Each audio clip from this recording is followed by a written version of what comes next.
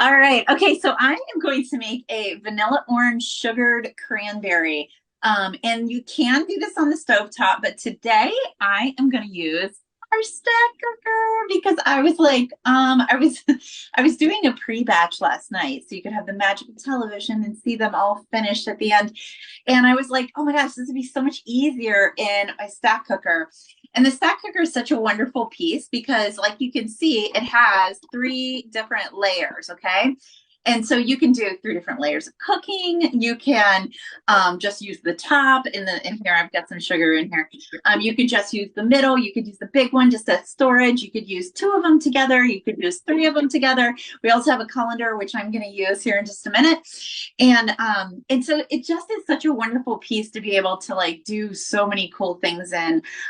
You can make the rice. You can make chicken. You can like do all kinds of crazy stuff in here. We have all kinds of recipes for you. So if stacking and cooking sounds like something you might be interested in, talk to your consultant. And if you already have one of these beauties, maybe it was cream, or maybe it was orange, or maybe it was purple, right? Maybe you already have one of these and you need some recipe ideas, talk to your champion consultant and they will get you hooked up with some great recipes for it. So you can just kind of mix it up and really get your money's worth, right? So I'm going to make these sugared cranberries and they are so tasty. They're like that sour, sweet sort of goodness going on. And so what I'm going to start with is a whole bunch of sugar, okay? A ton of sugar. And you can use all different kinds of sugar. The batch I did last night, I used coconut sugar. Today I'm using cane sugar. You can use plain old white granulated sugar, whatever it is that you have in your house that's your sugar of preference. You can put it in here, right? And you know, if you do sugar swaps and things like that, just Google what the ratio is compared to regular sugar, because the recipe I have is for regular sugar. So with the sugar cane, it's pretty 1-to-1. So in here, I have 2.5 cups of sugar. I told you it was a lot of sugar, okay? 2.5 cups of sugar, and I'm going to add 1 teaspoon of vanilla, okay? 1 teaspoon of vanilla in here. And then you can do orange extract, but I have all these clementines, and so I was like, I'm just going to do that. So I'm going to put some zest in there. So I'm just going to zest this up. And then I'm going to cut it and juice it as well, just to put some extra in there. Because yesterday when I kind of did my little batch, I just put the zest in. And I didn't feel like it was quite enough. So that's what's always fun about, like, you know, cooking something several times and, you know, just making notes in the margin. I don't know about you, but all my cookbooks have notes in the margin. And that's one of the things I love about Tupperware and being able to create those memories in the kitchen and the food and all of that. And having these recipes that I can, you know, share with others, whether it's on something like this or just sharing, you know, with my kids or, you know, whoever is interested in it.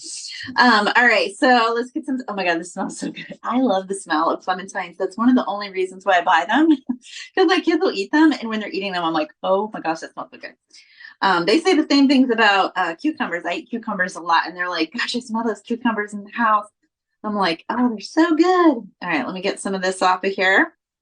All right, it wants to stick.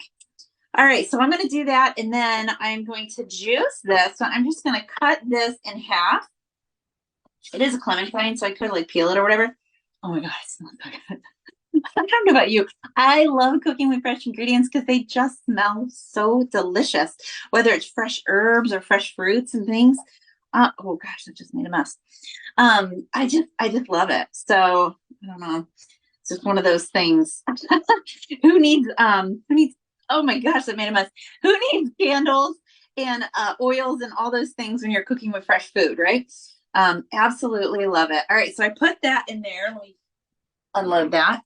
All right, and then I am going to add some water. I think I have like 1 3/4 cup of water, so I'm going to add this in here. So if you do this on the stovetop, this is where you're just going to stir this up, and you're going to just to get it to, you're basically making a simple syrup, right? So you're trying to get the sugar to melt. So you're just putting it in there. So I'm just going to put this right into the microwave. I don't know why I put that on there. Okay, shots. All right, so I'm going to put it in for 2 minutes, and I'm just going to pull it out and stir it and take a look at it and see how it's going.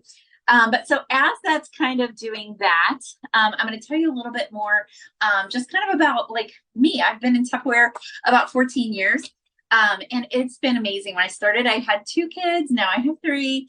And it's just been one of those things that just kind of grows with me and you and lots of other people, right? I know Andy's grown in the business.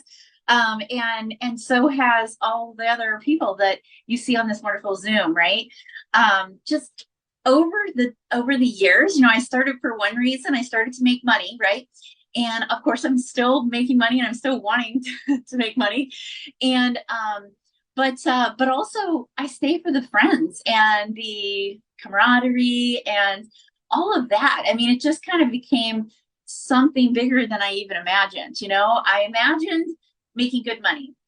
I imagined making full-time money, honestly, when I came into the business. And once I got that, I was kind of like, wow, I came in for that, but look at all this amazing stuff that has come along the way. So I've driven a company car for a long time, and just I've gone on trips. I think I'm earning another like voucher or something right now for a hotel or something like that. And it's just really fun to be able to do those things and share that with my family, but even better to share that with the people on my team and to help them succeed and just really achieve these really cool things. So that's one of the biggest things I love about the business. I gotta grab a spatula. Sorry, up close and personal. All right, so that's one of the things I really love about the business is the ability to help others, get exactly what I've gotten out of the business, because that's the cool part is that there's no gatekeeping here, right? We all, we all work the business in different ways. And I always say, when you have a will, we can find you a way. So if you come into the business and the way Angela works her business doesn't work for you, you don't have to do it that way.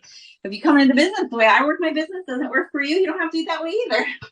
And that's the beautiful thing about it is that, and because we are such a large national team, we have people from all over working the business in all different ways, different climates, different geographical areas, right? People in busy, well-populated areas, and then people that are in, not a very populated area. And that's what's just kind of cool about the business.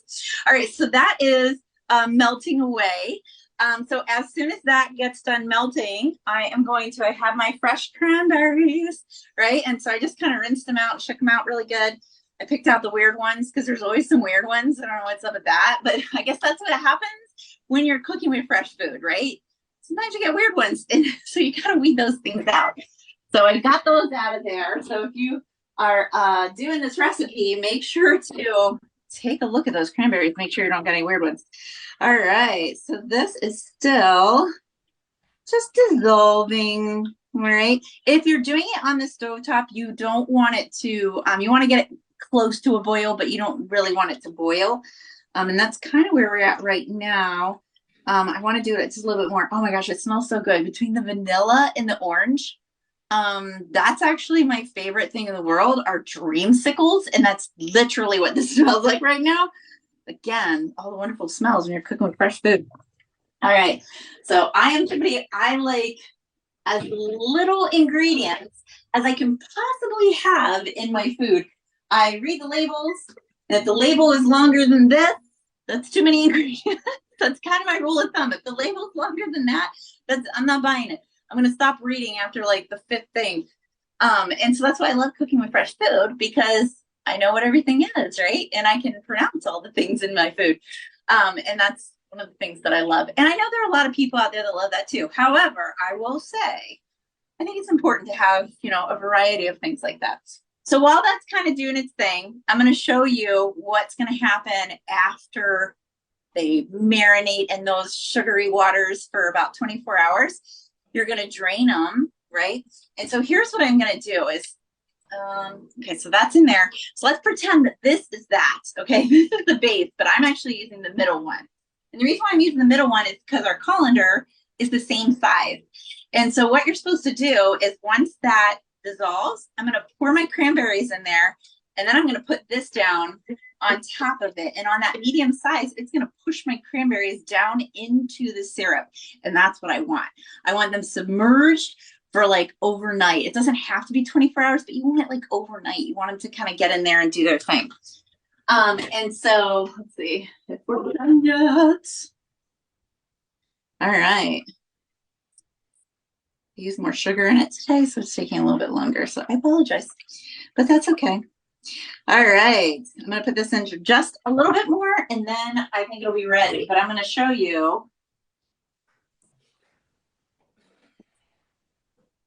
Okay. So then in the morning, what I did was today, I pulled my colander out and then I just dumped this right over the colander. And then I just kind of shook it out a little bit. And then I took all those wonderful marinated cranberries and I put them in this bowl. And this bowl has another cup of sugar. I know, right? Has another cup of sugar. And I shook them around and look at these bad boys. Oh my gosh. So here is what they look like. Look at that. So after they're sugar coated, you're going to set them out. And I set them right in one of our silicone things because it was nice and easy and nothing's going to stick. And I left it in here in one single layer and I just left it out on the counter, right? And the cool thing is it makes like a candy coated. So this is like hard sugar on here that you bite through. And it's so, so good. If you make these, you will definitely get an invitation back to whatever house you brought them to. I promise you. Or they'll ask you for the recipe. But if you give them the recipe, they don't need you to come back. So you can be the judge as to whether or not you give the recipe or you give yourself. All right, everybody. This, I think, is done. I am just going to dump these in here. You'll see me do that. And then we will send it back to Pam. So see, I put those right in there, just like that. And then I'm just going to put this right on top. And you can see the liquid's kind of, that way it's pushing it down. And then I'm just going to put the top on this. And I'm going to put it in the refrigerator for overnight. And they're going to be delicious. You just need to eat them in the next couple days. And that's what I'm going to be eating. So thank you so much. Take it away.